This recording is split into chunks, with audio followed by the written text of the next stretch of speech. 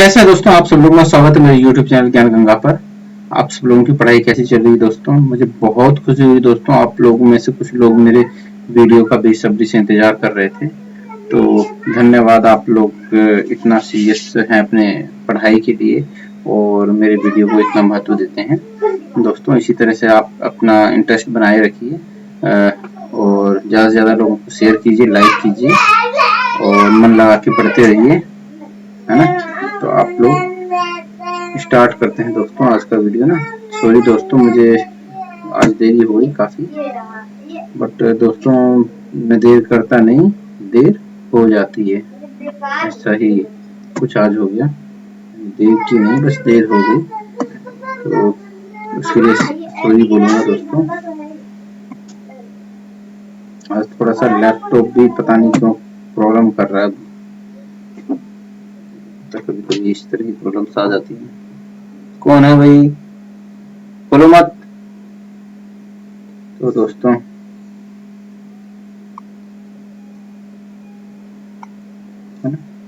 दोस्तों नागरिक कौन होते हैं दोस्तों? नागरिक अगर हम सिंपल भाषा में कहें तो नागरिक वो लोग होते हैं जो देश में रहता है, वो उस देश का नागरिक है। हम भारत में रहते हैं, हम भारत के नागरिक हैं। ये तो सिंपल भाषा में हो गया दोस्तों, ठीक है ना।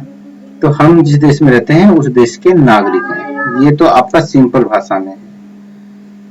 तो अब क्या है कि दोस्तों, अगर एक परिभाषा या अर्थ के रूप में समझा जाए तो जिसमें व्यक्ति किसी राजनीतिक समुदाय का पूर्ण और उत्तरदायी सदस्य होता है।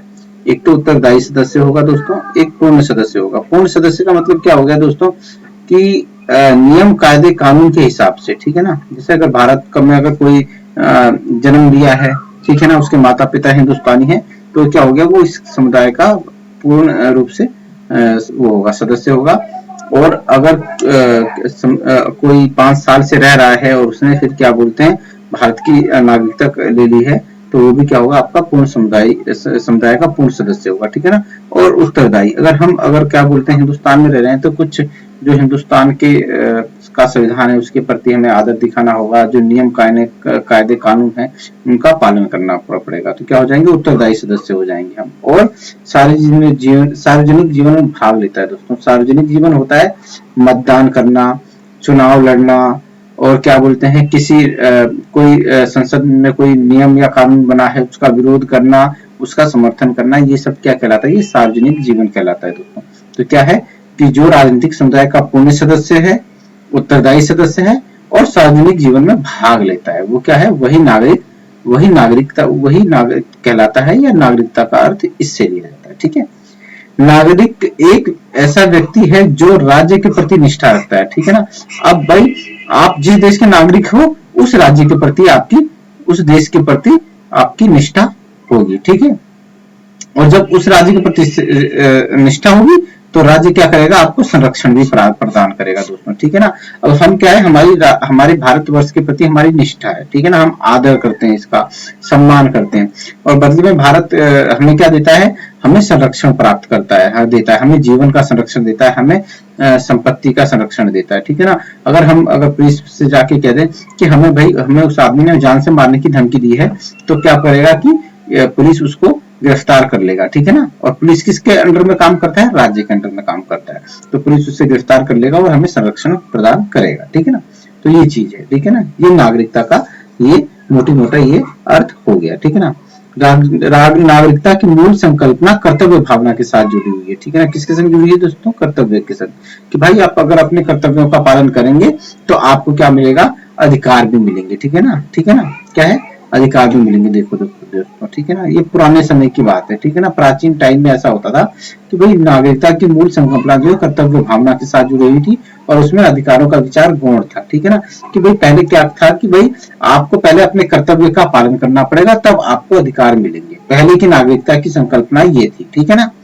आज की डेट में क्या है कि आपको अधिकार पहले मिल जाएंगे, ठीक है ना, कर्तव्य बाद में मिलेंगे, पहले आपको अधिकार मिल जाएंगे, ठीक है ना। आप भारत के नागरिक हो तो आपको क्या बोलते हैं, आपको पहले अधिकार मिल जाएंगे। अगर आप देखोगे तो भाई भारत के संविधान में भी कर्तव्यों को बाद में रखा गया है, पहले किसको रखा गया है, अधिकारों को रखा गया है, ठीक है ना।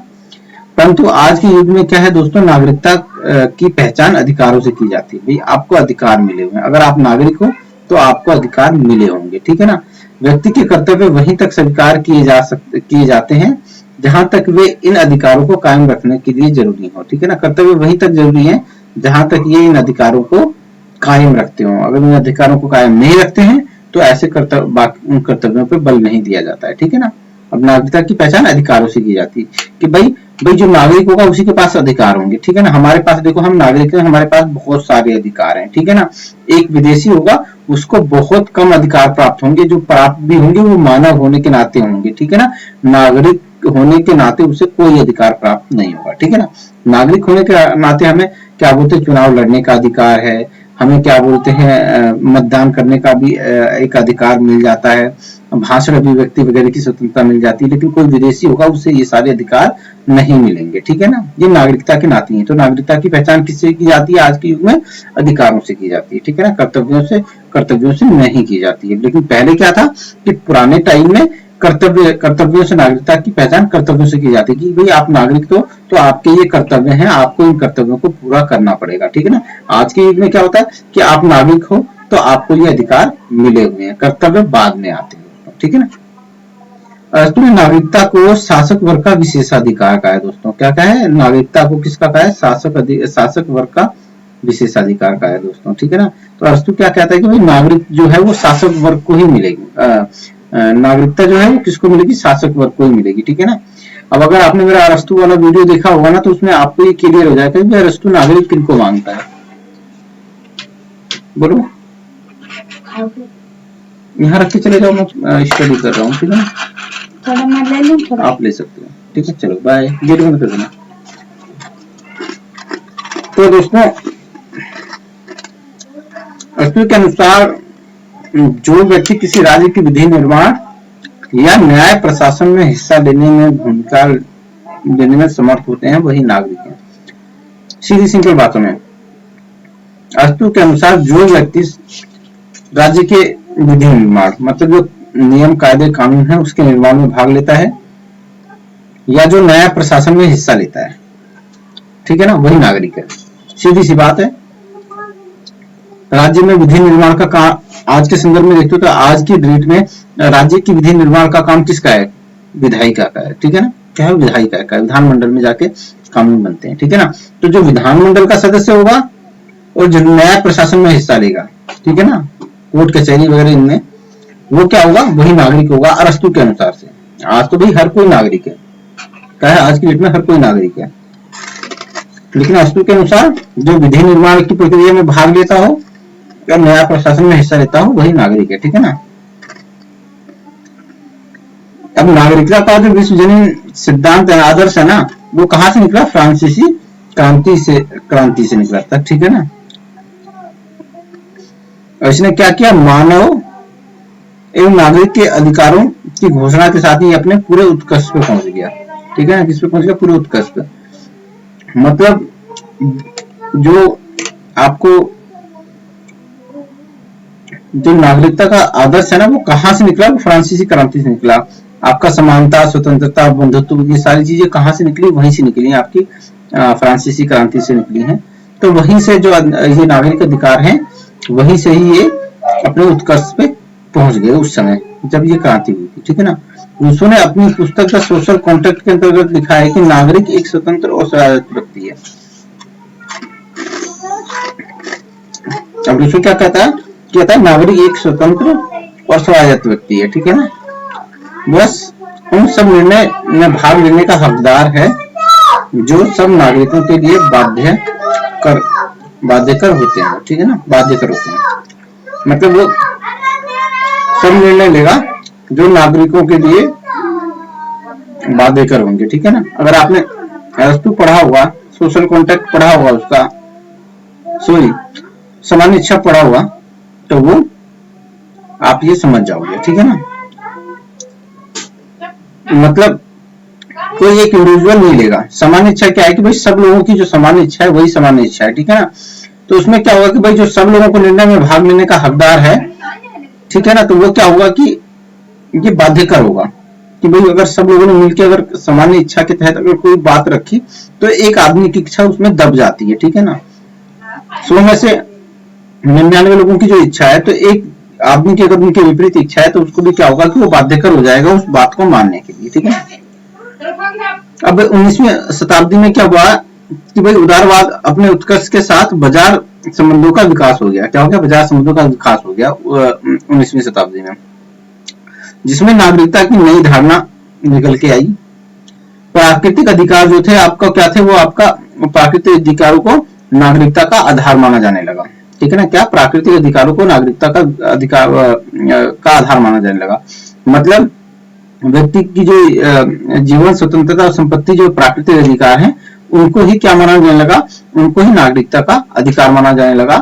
और राज्य का कार्य क्या होगा कि इन अधिकारों की रक्षा करना, ठीक है। क्या होगा? राज्य का कार्य क्या होगा? इन अधिकारों की रक्षा करना, ठीक है ना। अब लॉक में अगर आपने लॉक का सामाजिक अनुबंध पढ़ा होगा तो उसमें जो नागरिक थे उन्होंने समझौता करके राज्य का निर्माण किया था कि वो हमारे प्राकृतिक अधिकारों की रक्षा करे, ठीक है ना। तो ये नागरिकता का आपका कौन सा है? उदारवादी वो है, ठीक है ना। इसकी हमें जरूरत नहीं है, आगे बढ़ते हैं।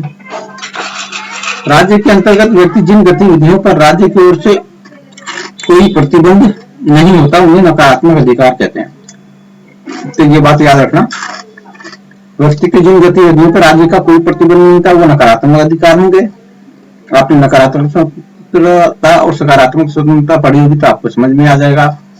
नकारात्मक स्वतंत्रता क्या होती है? वो ये कहती है कि भाई कि व्यक्ति विवेकी है, उसको स्वतंत्र छोड़ दिया जाए, राज्य उस पर कोई प्रतिबंध नहीं हुआ, और प्रतियोगिता का और योग्यता का समर्थन करते हैं, और समानता का और कल्याणकारी राज्य का कंसेप्ट जो है उसका विरोध करते हैं। तो वही बात है, इसके अंदर नकारात्मक अधिकार जो है वो ये ऐसे अधिकार हैं जिसमें राज्यों की ओर से कोई प्रतिबंध नहीं होगा, मतलब जो मर्जी करने के लिए आप आजाद हो, ठीक है ना। और व्यक्ति को आत्मविश्वास में सहायता देने के लिए राज्य की ओर से जो विशेष व्यवस्था की जाती है वो क्या है? व्यक्ति की सकारात्मक अधिकारों को व्यक्त करते हैं। भाई व्यक्ति को विकास करने के लिए राज्य जो सहायता देगा, ठीक है ना। अब सपोज करो हिंदुस्तान में भाई बहुत सारे लोग ऐसे हैं जिनके पास इतने पैसे नहीं कि उन्हें शिक्षा मिल सके, या इतने पैसे नहीं जिन्हें स्वास्थ्य की सुविधाएं मिल सके।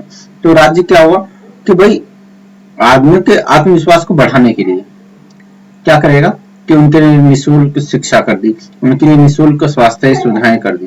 तो ये क्या है? ये क्या कहलाएंगे? सकारात्मक अधिकार को व्यक्त करते हैं, ठीक है ना। ये क्या करते हैं? सकारात्मक, ये जो राज्य की ओर से विशेषता की व्यवस्था की जा रही है, क्या कहलाएंगे? इसके सकारात्मक अधिकार कहलाएंगे, ठीक है ना। नागरिकता के सिद्धांत को 5 वर्गों में विभाजित किया जाता है। नागरिकता का उदारवादी सिद्धांत, नागरिकता स्वतंत्रवादी सिद्धांत, नागरिकता का समुदायवादी सिद्धांत, और नागरिकता का मार्क्सवादी सिद्धांत, ठीक है ना। और एक बहुलवादी सिद्धांत है, ठीक है ना। ये 5 सिद्धांत है। इन 5 सिद्धांतों के परिप्रेक्ष्य में ही हम नागरिकता को समझने की कोशिश करेंगे, ठीक है।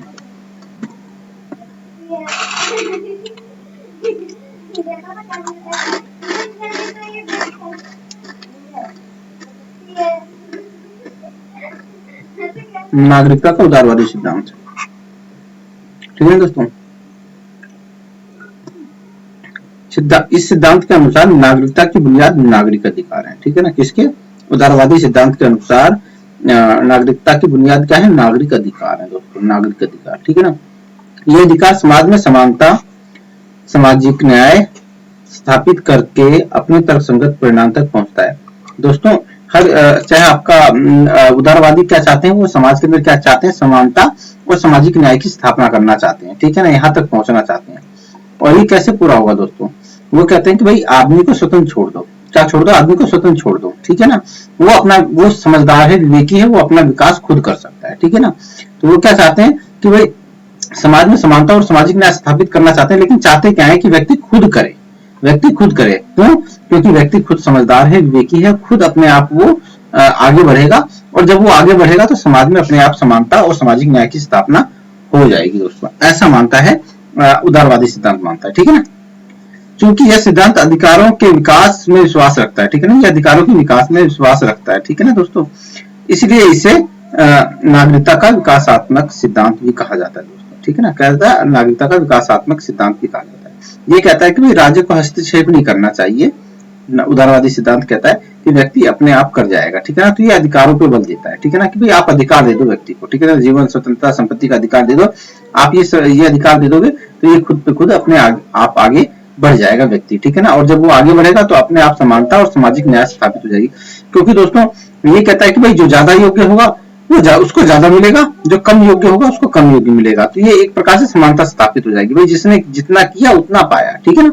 यही सामाजिक न्याय है, यही समानता है, ठीक है ना। इस सिद्धांत के मुख्य प्रवक्ता है टी.एच. मार्शल हैं, तो ये नाम याद रखना। मार्शल की अपनी पुस्तक है सिटीजनशिप एंड सोशल क्लास। क्या है? सिटीजनशिप एंड सोशल क्लास, 1950 में के अंतर्गत लिखता है कि नागरिकता विभिन्न व्यक्तियों के लिए समान अधिकार, ठीक है ना, कर्तव्य, स्वतंत्रता, प्रतिबंध, शक्तियां और दायित्व निर्धारित करती है। अब दोस्तों नागरिकता क्या है? नागरिकता क्या है कि सभी व्यक्तियों के लिए समान अधिकार है। कि मतलब ऐसा नहीं हो सकता कि एक नागरिक है तो उसके लिए अलग अधिकार होंगे और एक नागरिक है उसके लिए अलग अधिकार होंगे, नहीं। नागरिकता अगर आपको मिली है तो वो सबके लिए समान ही होगी, किसी के लिए कम या ज्यादा नहीं हो सकती दोस्तों, ठीक है ना। कर्तव्य भी समान होंगे दोस्तों। ऐसा नहीं हो सकता कि कोई हम पैसे वाला नागरिक है तो उसके कर्तव्य अलग होंगे और हमारे कर्तव्य अलग होंगे, नहीं दोस्तों। आज हमारे जो कर्तव्य हैं कल वही कर्तव्य वो दूसरे के भी होंगे, सेम होंगे।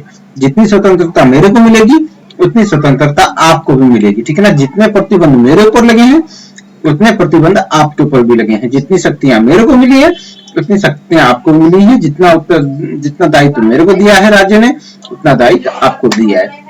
तो यही है नागरिकता विभिन्न व्यक्तियों के लिए समान अधिकार, कर्तव्य, स्वतंत्रता, प्रतिबंध, शक्तियां और दायित्व निर्धारित करती है, ऐसा टी.एच. मार्शल कहता है। तो आप इसको ध्यान से याद रखिएगा, ठीक है ना।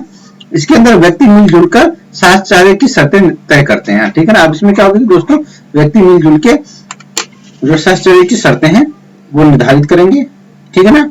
नागरिकता का विचार समाज के वर्ग विभाजन विपरीत दिशा में कार्य करता है दोस्तों। नागरिकता का विचार समाज के वर्ग विभाजन की विपरीत दिशा में कार्य करता है। सामाजिक वर्ग तो संपत्ति के स्वामित्व, शिक्षा के स्तर और अर्थव्यवस्था के ढांचे के आधार पर विभिन्न व्यक्तियों में विषमता को बढ़ावा देता है, परंतु नागरिकता उन्हें समान हैसियत प्रदान करता है। अब दोस्तों अगर सामाजिक वर्ग तो संपत्ति के स्वामित्व, ठीक है ना। अगर किसी के पास संपत्ति में क्या होगा दोस्तों, कोई अमीर होगा कोई गरीब होगा। जिसका संपत्ति पे स्वामित्व होगा वो अमीर होगा, जिसका नहीं होगा गरीब होगा। शिक्षा के स्तर पे, अर्थव्यवस्था के ढांचे के आधार पर विभिन्न व्यक्तियों में विषमता को बढ़ावा देता है। ये वर्ग जो है ना, सामाजिक वर्ग, ये वाली जो सिचुएशन है ना, ये क्या करती है, व्यक्तियों में विषमता को बढ़ावा देती है, ठीक है ना। किसी को अमीर बनाती है, किसी को गरीब के ढांचे में रखती है, किसी को शिक्षित का अशिक्षित। तो इस तरह से ये क्या करता है, ये वर्ग सामाजिक वर्ग में होता है, ठीक है ना। लेकिन नागरिकता में क्या होगा दोस्तों, नागरिकता तो सबको समान मानती है। अगर नागरिकता आपको मिली है, अगर सपोज करो हिंदुस्तान में सबको नागरिकता, जो लोग जिन लोगों को नागरिकता मिली है उनको समान हैसियत मिली है। वो उनको मत देने का अधिकार है, उनको भाषण अभिव्यक्ति की स्वतंत्रता का अधिकार है, उन्हें कहीं पे भी घूमने फिरने का अधिकार है, वो कहीं पे भी शिक्षा प्राप्त कर सकते हैं, किसी भी धर्म का पालन कर सकते हैं, ठीक है ना। तो क्या वो समान हैसियत मिली है, ठीक है ना। लेकिन सामाजिक वर्ग में क्या होता है, उसमें क्या बोलते हैं, समान हैसियत नहीं मिलती है सामाजिक वर्ग में। वो क्या कहते हैं कि भाई हम अमीर हैं हम करेंगे, गरीब नहीं कर सकता, ठीक है ना। तो ये सारी चीजें हैं, ठीक है। अब नागरिकता का क्या है दोस्तों, नागरिकता का है स्वेच्छा तंत्रवादी सिद्धांत, ठीक है ना। अब ये सिद्धांत क्या कहता है दोस्तों, इसको भी समझते हैं। ये भी थोड़ा सा उदारवाद के आसपास ही आप देखोगे, है ना, राज्य पर प्रतिबंध लगाता है। इस सिद्धांत के अनुसार नागरिकता की स्थिति व्यक्तियों के स्वतंत्र चयन, मतलब स्वतंत्र रूप से चुनना, ठीक है ना, और अनुबंध मतलब समझौता का परिणाम है, ठीक है ना। क्या कहता है, नागरिकता क्या है कि भाई नागरिकता की स्थिति जो है व्यक्तियों के स्वतंत्र चयन और अनुबंध का परिणाम है, ठीक है ना। यह बाजार समाज के प्रतिरूप को नागरिक जीवन का उपयुक्त आधार मानता है दोस्तों। क्या होता है, उपयुक्त आधार मानता है। क्या है ये बाजार समाज, ठीक है ना। बाजार समाज मतलब मार्केट सोसाइटी के प्रतिरूप को नागरिक जीवन का उपयुक्त आधार मानता है। इस सिद्धांत के प्रमुख प्रवक्ता कौन है, रॉबर्ट नोजिक है दोस्तों। स्वेच्छा तंत्रवादी है दोस्तों, याद रखना ये, ठीक है ना। स्वेच्छा तंत्रवादी है, ठीक है। इनकी पुस्तक है एनार्की स्टेट एंड यूटोपिया। तो इस पुस्तक को याद रखना, एनार्की स्टेट एंड यूटोपिया, ठीक है ना।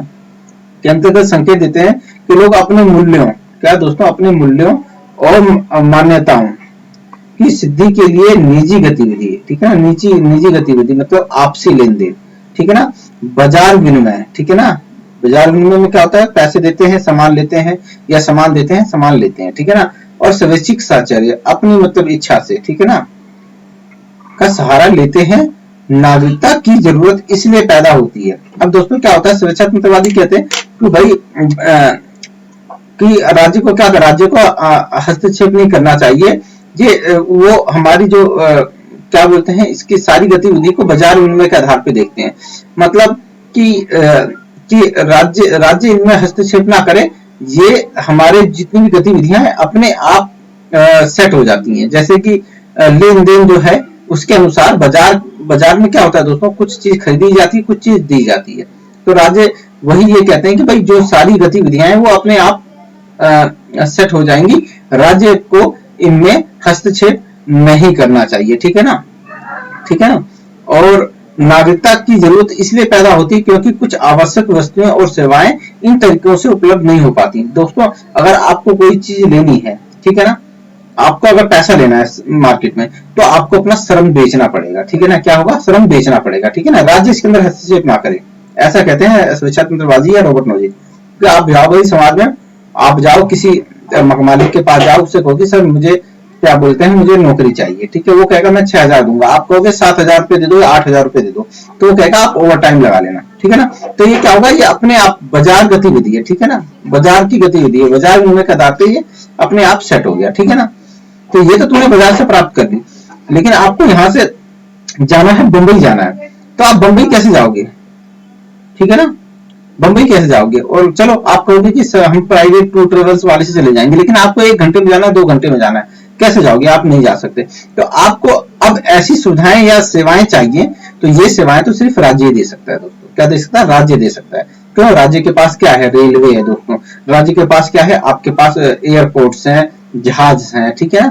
तो आप क्या होती है, ऐसी सेवाओं के लिए क्या बोलते हैं, आपका सार्वजनिक व्यवस्था जरूरी हो जाती है दोस्तों, ठीक है ना। अब विदेश से अगर कोई आक्रमण कर दे तो उससे कौन सुरक्षा करेगा, वही करेगा भाई, ये आपका राज्य करेगा।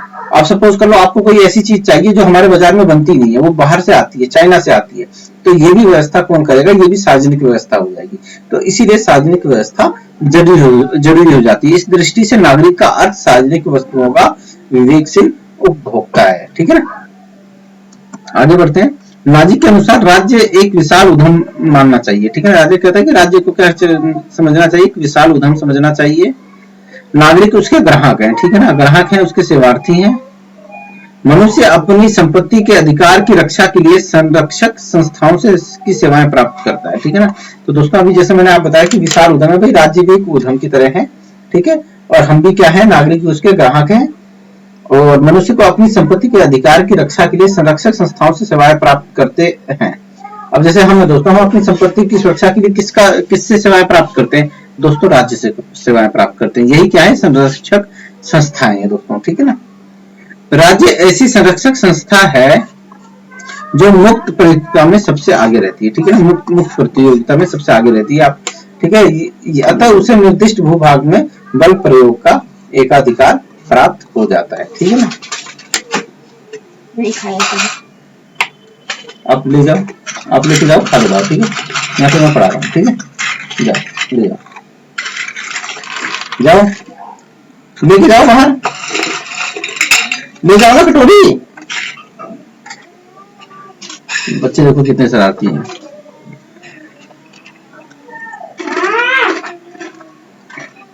नागरिकता का समुदायवादी सिद्धांत, इसको समुदायवादी सिद्धांत या गणतंत्रवादी सिद्धांत भी कह सकते हैं, ठीक है ना। अभी क्या कहता है कि व्यक्ति और समुदाय के सुदृढ़ संबंध पर बल देता है। और क्या, व्यक्ति और समुदाय के, समुदायवादी सिद्धांत क्या है कि आपका व्यक्ति और समुदाय के सुदृढ़ संबंध पर बल देता है। इस सिद्धांत के अनुसार नागरिक एक ऐसा व्यक्ति है जो राजनीतिक वाद विवाद निर्णय प्रक्रिया में भाग लेकर अपने समाज का भावी रूप निर्धारित करने में सक्रिय भूमिका निभाता है। अब नागरिक समुदायवादी सिद्धांत क्या या गणतंत्रवादी सिद्धांत क्या कहता है कि भाई नागरिक तो वो व्यक्ति है जो राजनीतिक वाद विवाद में भाग ले, ठीक है ना, निर्णय प्रक्रिया में भाग ले और समाज का क्या है कि भावी रूप निर्धारित करे, कि भाई आगे समाज कैसा होगा ये निर्धारित करे, इस चीज में सक्रिय भूमिका निभाता हो। ठीक है ना। दूसरे शब्दों में नागरिकता का मुख्य लक्षण नागरिक सहभागिता है दोस्तों, नागरिक सहभागिता है ना। नागरिक सहभागिता क्या होती है दोस्तों, कि जो क्या बोलते हैं आपका राजनीतिक वाद विवाद, निर्णय प्रक्रिया, चुनाव प्रक्रिया, इन सब चीजों में जो भाग लेता हो उसे कहते हैं नागरिक सहभागिता। ठीक है ना। इस सिद्धांत के समर्थक हैं हन्ना अरेंट, बेंजामिन बार्बर, माइकल वाल्जर। ठीक है ना। ये समुदायवादी विचारक भी हैं। ठीक है ना। तो ये भी आप याद रखना। ठीक है ना। इस सिद्धांत की मुख्य मान्यता यह है कि नागरिक जिस समुदाय का सदस्य है उसके साथ उसकी अपनी पहचान स्थापित कर लेता है। तो जाहिर सी बात दोस्तों, हम भारतीय समुदाय के अंदर रहते हैं तो यहाँ पे हमने अपनी पहचान स्थापित कर ली है और राजनीतिक जीवन में सक्रिय भाग लेता है, तो हम राजनीतिक जीवन में भी सक्रिय भाग लेते हैं। ठीक है ना। ठीक है ना। क्या है इस सिद्धांत की मुख्य मान्यता यह है कि नागरिक जिस समुदाय का सदस्य है उसके साथ अपनी पहचान स्थापित कर लेता है। अब हम यहाँ पे रह रहे हैं हिंदुस्तान में, तो हमने इसके साथ अपनी क्या है पहचान स्थापित कर ली। हम कहते हैं ना हम हिंदुस्तानी है ना। तो ये हमारी पहचान है, तो हम अपनी पहचान स्थापित कर लेते हैं और राजनीतिक जीवन में सक्रिय भाग लेते हैं, चाहे वो चुनाव प्रक्रिया हो, कोई विधि निर्माण हो, किसी नियम कानून का विरोध करना हो, किसी का समर्थन करना हो, तो हम क्या है कि राजनीतिक जीवन में सक्रिय भाग लेते हैं। ठीक है ना।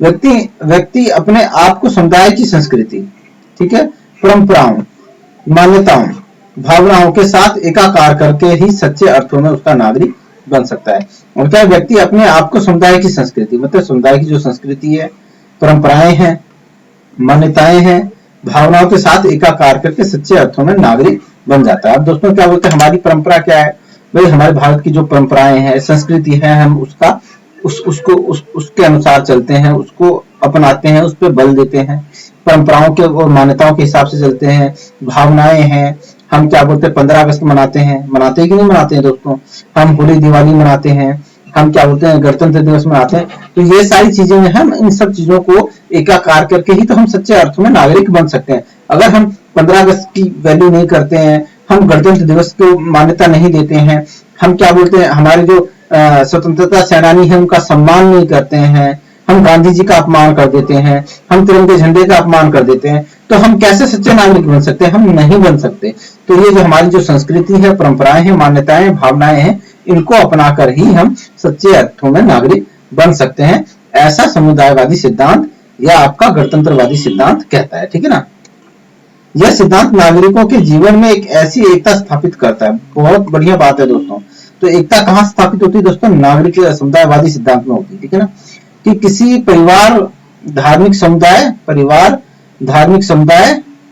या मजदूर संघ के निष्ठावान सदस्यों में पाई जाती है। अब भाई ये ऐसी एकता में पिरो देगा ना, वो ऐसी जैसे हमारे परिवार के अंदर एकता होती है, ठीक है ना, या कोई धार्मिक समुदाय उनके अंदर एकता है, या कोई मजदूर संघ है, कोई शिक्षक संघ है, या स्टूडेंट छात्रों का संघ है ना, तो उसमें क्या होगा कि दोस्तों उसमें एकता पाई जाती है। तो ये जो नागरिक का समुदायवादी सिद्धांत है, ये भी क्या करता है, नागरिकों के जीवन में ऐसी एकता स्थापित कर देता है। अब देखो दोस्तों, हिंदू और पाकिस्तान हम आपस में चाहे कितने भी अलग हों, हिंदू मुस्लिम सिख ईसाई, हम भाषा के नाम पे अलग अलग हैं, हम जाति के नाम पे अलग अलग हैं, हम कितने भी अलग अलग हैं, लेकिन जैसे मैच स्टार्ट होगा ना, क्रिकेट मैच, तो हम हिंदुस्तानी बन जाते हैं दोस्तों। क्या बन जाते हैं, हिंदुस्तानी बन जाते हैं। तो नागरिकता का समुदाय सिद्धांत है वो यही कहता है कि भाई नागरिकता जो है वो क्या होता है, वो जीवन के अंदर एकता डाल देती है। ठीक है ना। चाहे हम कितने भी अलग अलग हों, हम एक हो जाते हैं। ठीक है ना। वे एक दूसरे के प्रति उत्तरदायित्व की भावना से बंधे हुए एक ही लक्ष्य के प्रति समर्पित होते हैं। ठीक है ना। अब क्या है कि भाई एक ही उत्तरदायित्व की भावना से बंधे हैं हम, है ना, हमारी उत्तरदायित्व की भावना एक ही है और एक ही लक्ष्य के प्रति हम समर्पित हैं। ठीक है ना। और उनकी पूर्ति के लिए बड़ा से बड़ा त्याग करने के तैयार है।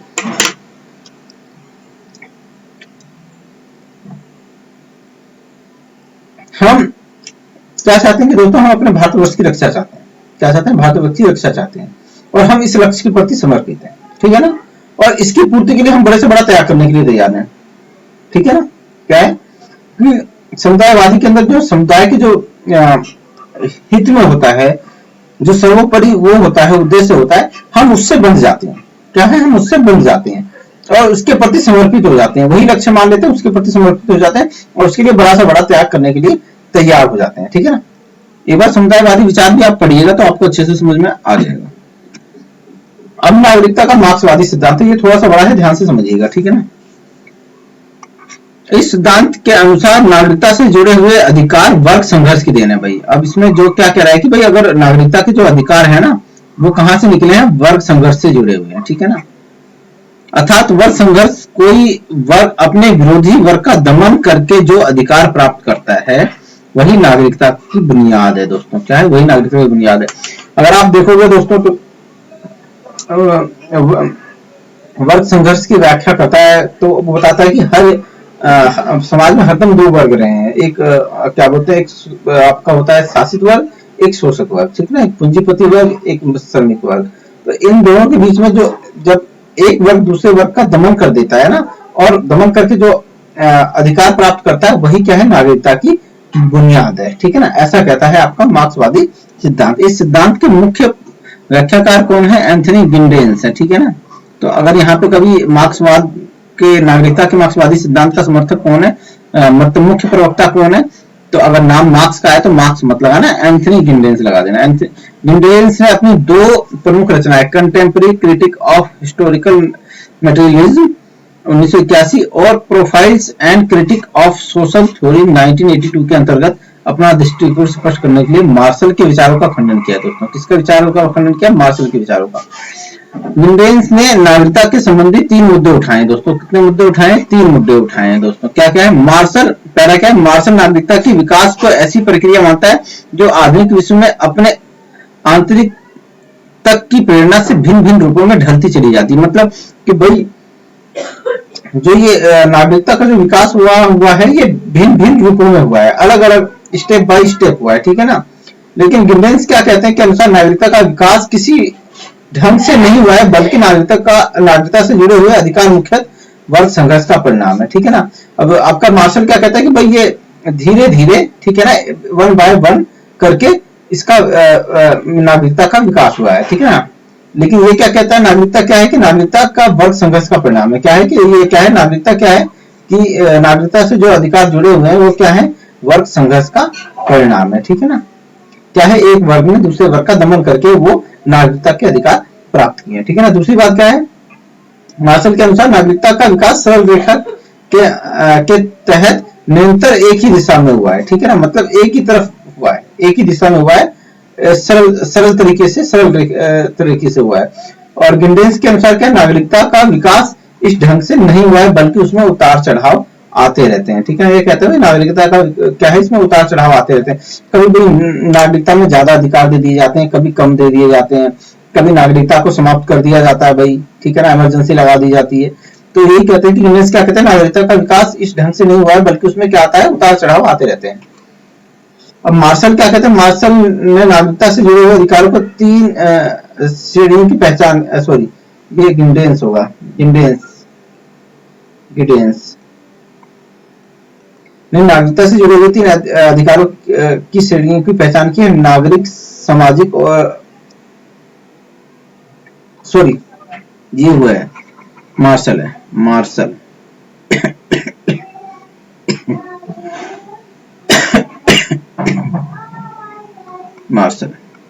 ठीक है ना। मार्शल ने नागरिकता से जुड़े हुए अधिकारों की 3 श्रेणियों की पहचान की है, नागरिक, ठीक है, राजनीतिक और सामाजिक अधिकार, ठीक है ना। नागरिकता से जुड़े हुए 3 अधिकारों की 3 श्रेणियों की पहचान की है, नागरिक का अधिकार, राजनीतिक अधिकार और सामाजिक अधिकार ना। उसने नागरिक अधिकारों को एक सार श्रेणी माना, ठीक है ना। किसको, एक नागरिक अधिकारों को एक सार श्रेणी माना। विपरीत गिंडेन्स जो थे वो 2 तरह के नागरिक अधिकारों को अंतर किया उन्होंने। पहला क्या है, व्यक्तिगत स्वतंत्रता और कानून के समक्ष समानता, ठीक है ना। क्या है, व्यक्तिगत स्वतंत्रता और कानून के समक्ष समानता। ऐसे नागरिक अधिकार हैं जिन्हें मुख्य उदीयमान बुर्जुआ वर्ग अर्थात पूंजीपति वर्ग ने सामंती विशेष अधिकारों के विरुद्ध संघर्ष करके प्राप्त किया है। अब गिंडेन्स क्या कहते हैं कि व्यक्तिगत स्वतंत्रता और कानून के समक्ष समानता ये ऐसा नागरिक अधिकार है जिसे बुर्जुआ वर्ग अर्थात पूंजीपति वर्ग ने है वो समानती व्यवस्था जो थी ना उसको समाप्त करके, ठीक है ना, उसके विरुद्ध युद्ध करके, संघर्ष करके इसको प्राप्त किया, ठीक है ना। इन अधिकारों को औद्योगिक पूंजीवाद और आधुनिक प्रतिनिधि राज्य को सुदृढ़ करने में सहायता दी, ठीक है ना। इन्होंने अर्थव्यवस्था में राज्य के हस्तक्षेप को उचित ठहराया, ठीक है ना। सरकारी और गैर सरकारी क्षेत्रों के बीच विभाजक रेखा खींच दी, ठीक है, और नागरिक अधिकारों को राजनीतिक अधिकारों के साथ जोड़ दिया, ठीक है ना। तो ऐसा हुआ है, ऐसा विंडेंस कहते हैं, ठीक है ना। क्या है कि उन्होंने कि भाई सामंती व्यवस्था के विरुद्ध जब पूंजीपति वर्ग ने संघर्ष किया तो उनको ये व्यक्तिगत स्वतंत्रता और कानून के समक्ष समानता प्राप्त हुई। मतलब कि भाई पहले क्या था, सामंती व्यवस्था के अंदर में क्या थी, व्यक्तिगत स्वतंत्रता जैसी कोई चीज नहीं थी, ठीक है ना। सामंती व्यवस्था में क्या बोलते हैं, हर कोई उद्योग नहीं कर सकता था, काम धंधा नहीं लगा सकता था। लेकिन जब कुछ पूंजीपति वर्ग जो थे उन्होंने सामंती विशेषाधिकारों के विरुद्ध संघर्ष कर दिया कि भाई हम भी कोई भी काम कर सकते हैं, ये हमारी व्यक्तिगत स्वतंत्रता है, तो उन्होंने इस करके ये अधिकार वहां से प्राप्त किया, ठीक है ना। और कानून के समक्ष सभी बराबर है, ठीक है ना। ऐसा नहीं है कि भाई कोई ऊंचा कोई नीचा नहीं है, सबको कानून के समक्ष सब समान है, ठीक है ना। तो यही बात इसके अंदर कही है। फिर उसके बाद आर्थिक नागरिक अधिकार, ये क्या है, आर्थिक नागरिक अधिकार दोस्तों। अब ये विशेष है दोस्तों, ठीक है। ये क्या है, ऐसे अधिकार हैं जिनके लिए कामगार वर्ग और मजदूर संघ आंदोलनकारियों ने बुर्जुआ शक्ति तंत्र के विरुद्ध संघर्ष किया दोस्तों। अब बुर्जुआ वर्ग था, उसने क्या व्यक्तिगत स्वतंत्रता और कानून की समानता कहां से प्राप्त की, सामंतवादी व्यवस्था के विरोध में संघर्ष करके प्राप्त की, ठीक है ना। लेकिन आर्थिक नागरिक अधिकार जो है वो जो मजदूर संघ है, और उन्होंने क्या किया कि बुर्जुआ शक्ति मतलब पूंजीपति के विरुद्ध आंदोलन कर दिया, संघर्ष कर दिया, ठीक है ना, और फिर प्राप्त किया इसको, ठीक है। इसमें मजदूर संघ के निर्माण, उनकी गतिविधियों के विस्तार, सौदेबाजी, हड़ताल का अधिकार शामिल है, ठीक है ना। क्या है तो मजदूर क्या कर सकते हैं, उनको क्या अधिकार प्राप्त हुआ, फिर मजदूर का अधिकार प्राप्त हुआ कि वो संघों का निर्माण कर सकते हैं, गतिविधियों का विस्तार कर सकते हैं, सौदेबाजी कर सकते हैं, हड़ताल कर सकते हैं, ये सारे अधिकार उनको मिल गए, ठीक है ना। और उन्होंने पूंजीवादी आंदोलन के प्रवृत्ति को चुनौती दे दी, उन्होंने दे दी श्रमिकों ने, ठीक है ना। न्यूनेस ने अपनी रचना the nation state and violence 1985 के अंतर्गत में यह स्वीकार किया कि समकालीन पूंजीवाद 19वीं शताब्दी के पूंजीवाद से सर्वथा भिन्न है। मतलब जो पहले जो पूंजीवाद था, आज वो पूंजीवाद नहीं है। पहले का 19वीं शताब्दी का पूंजीवाद था, वो हस्तक्षेप की नीति अपनाता था, वो लोगों को छोड़ देता था कि भाई जाओ, जो जितना कर सकता है, जितना प्राप्त कर सकता है, जितना योग्य है उसको उतना मिल जाएगा। ये था 19वीं शताब्दी का पूंजीवाद। आज के अधिकांश पूंजीवादी देशों में कल्याणकारी पूंजीवाद का उदय हो चुका है। कल्याणकारी पूंजीवाद क्या है कि भाई वो क्या बोलते हैं, आपको अवसर देगी, आपको मौके देगी।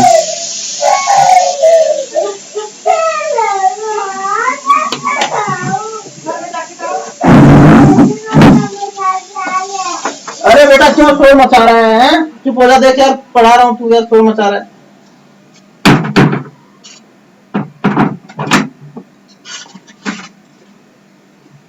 बच्चे तो भाई बच्चे होते हैं, बच्चे ही होते हैं, ठीक है ना। क्या गिलेस अपनी रचना में क्या कहता है, समकालीन पूंजीवाद 19वीं शताब्दी पूंजीवाद से सर्वथा भिन्न। मतलब जो आज का पूंजीवाद है वो पहले के पूंजीवाद से बिल्कुल भिन्न है। पहले वाले का पूंजीवाद का क्या था, सिर्फ लाभ कमाना है, कल्याणकारी कार्य तो करना ही नहीं है, ठीक है ना। कोई ऐसा काम नहीं करना है जिससे समाज को फायदा हो। आज का पूंजीवाद क्या है कि वो कल्याणकारी पूंजीवाद है, जो क्या है कि कामगार वर्ग के नागरिक अधिकारों की रक्षा करता है। भाई कामगार वर्ग के नागरिक जो अधिकार हैं उनकी रक्षा करता है। नागरिक अधिकार औद्योगिक पूंजीवाद व्यवस्था को सुदृढ़ करने में सहायक सिद्ध हुए हैं। क्या है, सहायक सिद्ध हुए हैं, ठीक है ना। तो इसमें गिल्डेस ने मार्क्सवाद की मूल मान्यता से हटकर इस विचार के निकट आ गया कि उदार लोकतंत्र के ढांचे के भीतर भी नागरिकता के अधिकारों को सार्थक किया जा सकता है, ठीक है ना। पहले के वाला आप देखोगे तो मार्क्स क्या कहता था, मार्क्सवाद की मूल मान्यता क्या है कि भाई ये नागरिकों को अधिकार नहीं दिए जाते हैं, ये तो पूंजीपति वर्ग के पास रहते हैं। लेकिन गिल्डेस क्या कहता है, भाई आज के उदारवादी लोकतंत्र में भी क्या है, नागरिकता अधिकार संभव हो जाएंगे या हो सकते हैं, ठीक है। तो ऐसा कहता है गिल्डेस, ठीक है ना।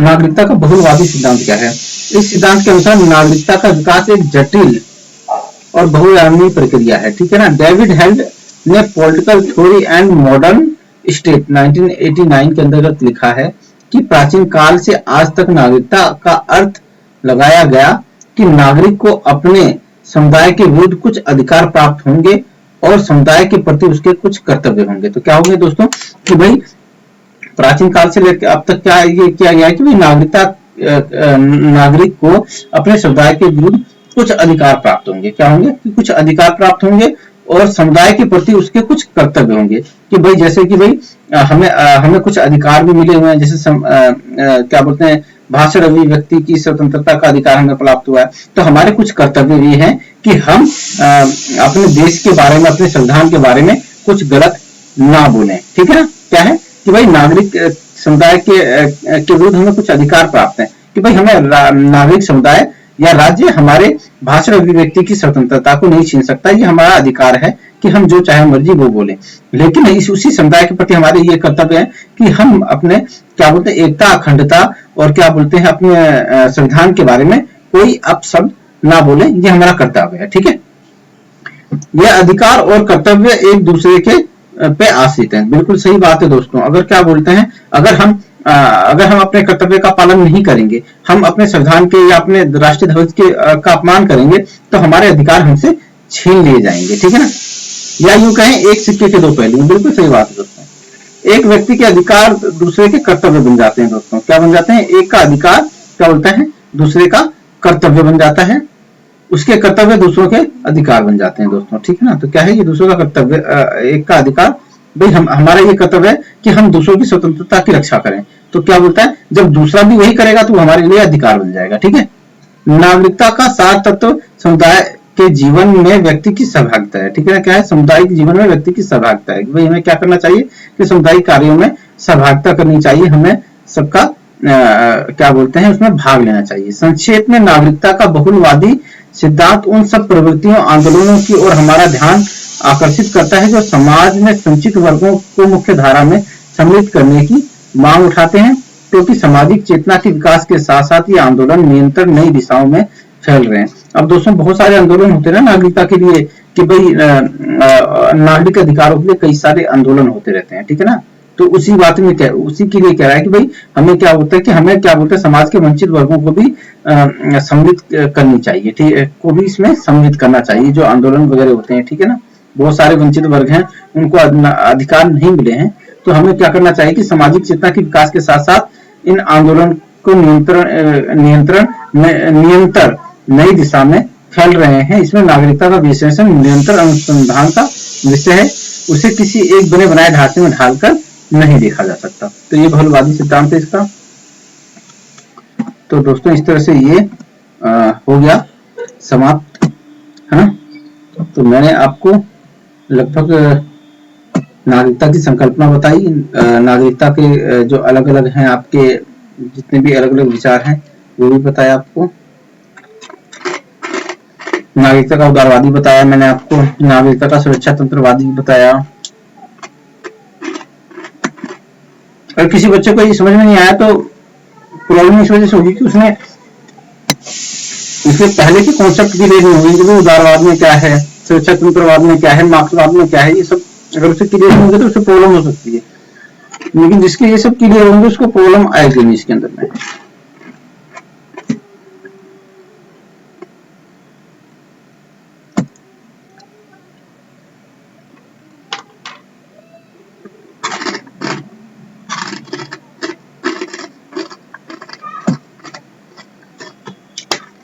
तो दोस्तों अभी के लिए इतना ही। इससे संबंधित जो भी इंपॉर्टेंट क्वेश्चन होंगे वो मैं आप लोगों को टेलीग्राम पे क्विज के माध्यम से दे दूंगा। ठीक है ना। 20-25 क्वेश्चन बनाऊंगा कम से कम, तो आप लोग इसको देख लीजिए, समझ लीजिए। आज ज्यादा टाइम है नहीं तो क्वेश्चन कल करेंगे। ठीक है ना।